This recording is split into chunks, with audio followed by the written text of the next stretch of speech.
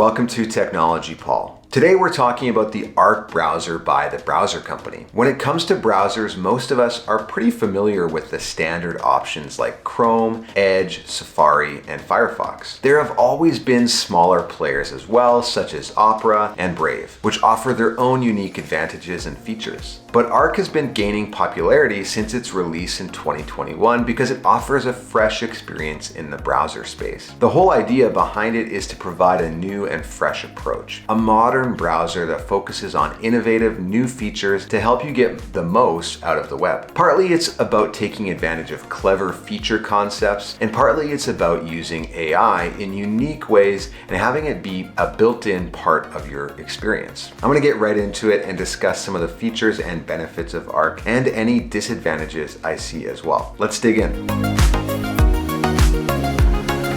So let's start with the sidebar. You're probably used to the toolbar being at the top on your current browser. Well, in Arc, it's on the side. On the top, you have your favorites. You can add several favorite sites up here, and they will persistently be available to you here as little icons, kind of like a set of apps readily available to you. I've got 4 here, but you can have more than that. Below that, you have pins, which are kind of like pinned tabs you might be used to. If you put something up here, it's gonna stay up there until you get rid of it. That's really good for documents or other things you're currently working on. Below that, you have your normal tab system, or what Arc calls your Today section. Of course, you can have as many tabs open here as you want, but there's a unique feature in Arc that is unlike any other browser. It automatically closes your tabs at the end of the day. Like tomorrow, if I log in, all these tabs will be gone. Now that might initially create a lot of anxiety for people, but Arc is built around trying to simplify your life, and we all know how having dozens of tabs open at any given time can create a lot of chaos. So that's why if you want to have anything saved beyond today, you're going to want to move it to the pinned tabs section. I guess once you sort that out, it becomes a little easier and less panic-inducing that you're going to lose all of your tabs. There are further ways to organize yourself as well. You'll also notice that you can make different spaces. These are essentially workspaces that allow users to organize their tabs and projects. Spaces help in compartmentalizing different tasks or areas of interests. Let's say you're planning a trip. You can put all those tabs in one place and then switch back to that workspace anytime. It's incredibly handy to compartmentalize these things and not clutter up your tabs list. Again, focusing on keeping things simple. I particularly like this feature. You could have a space for personal, work, travel, or different interests or hobbies, anything you can think of. Okay, so that's the sidebar. One thing that's great about it is that you can hide it easily. Just hit the keyboard shortcut Command S and it will instantly disappear to give you a full screen view of your beautiful web page. This helps provide a sense of focus and letting the content of the web truly take over your screen. If you use the web for more than just casual browsing, you will likely find at some point that you'd like to have 2 browser windows open at the same time. Let's say you're taking notes while also looking at another web page for research purposes. You might open 2 different browser windows with your current setup and then try to lock those windows to take up half the screen, side by side, right? Well, Arc seems to know people do this a lot, and they have a built-in feature for this. When browsing, click on your open tab and select Add Split View, or use the shortcut Control-Shift=, then boom, you can add another web page on the other side. And then that split view is essentially just another tab in your browser. You can change which page is on the right or left. You can add a third split view pane, or you can unsplit the pages as well. That's such a powerful productivity tool. As someone who does internet research for YouTube, for example, I love this feature. But I think students would also get a lot of use out of it since they may be watching an online lecture on one panel and taking notes on the other, for example. There are so many use cases for split screen, of course. There are a few more smart little AI features built into the Arc browser that I should tell you about.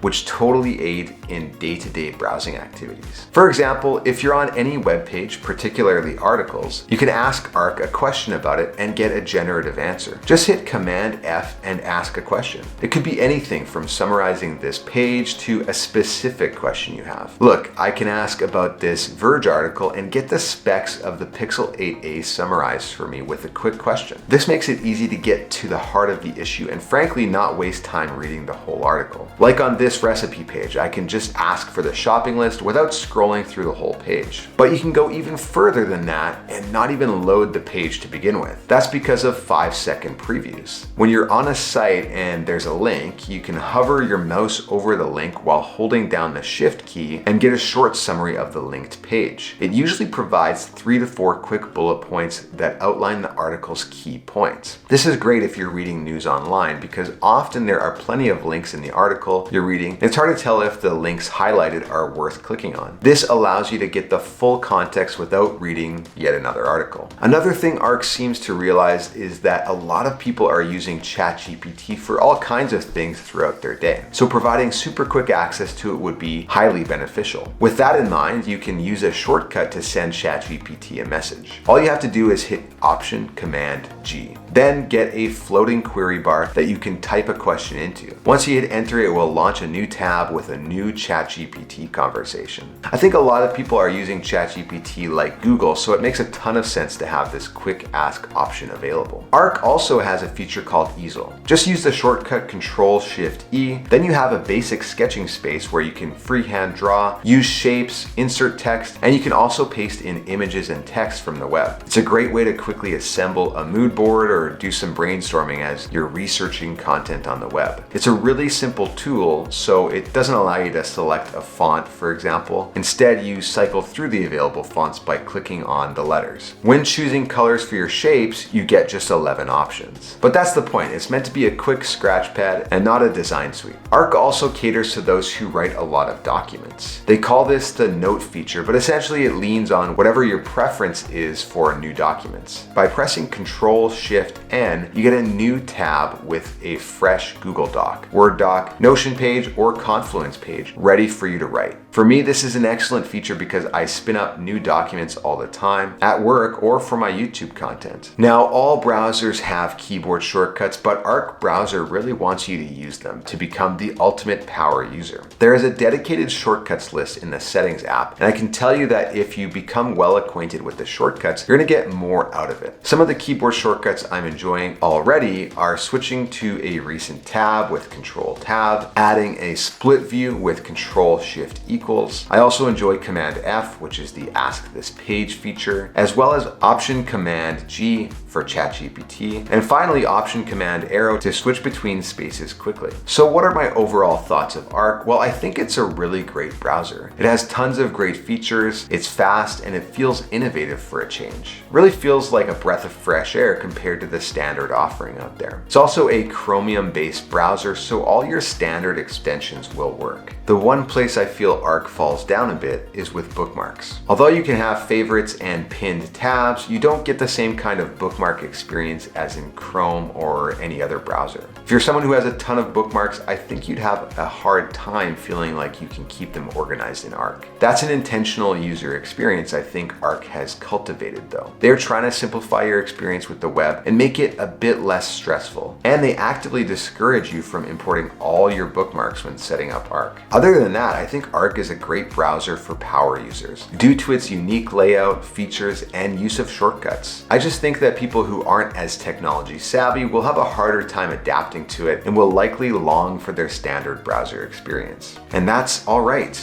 I don't think ARC is going for world domination here. I think they're trying to make an innovative and powerful browser. And you know what? I think they've done that here. Beyond the desktop browser, they also have a mobile app called ARC Search, which is also great. It actually has a couple of features not available on desktop, such as ARC's Browse for Me feature, which returns a generative answer for search queries instead of just using Google. There's also a cool new feature, Call ARC, which allows you to interact with their voice model directly with your voice just by picking up the phone and placing it to your ear. You can ask it questions and it will speak back to you, kind of like a phone call. They even include hold music, which is a nice touch. No matter what, you have to give the browser company credit for bringing innovative new ideas to the world of browsers and search. It's exciting to see what they might come up with next. That's all for today. Thanks for watching. If you enjoyed this video, please do me a favor and click that like button, as it will help other people find this video. And if you like tech, go ahead and subscribe to Technology Paul. I cover all kinds of topics, including hardware and software, and I update content regularly. Thanks again, and see you next time.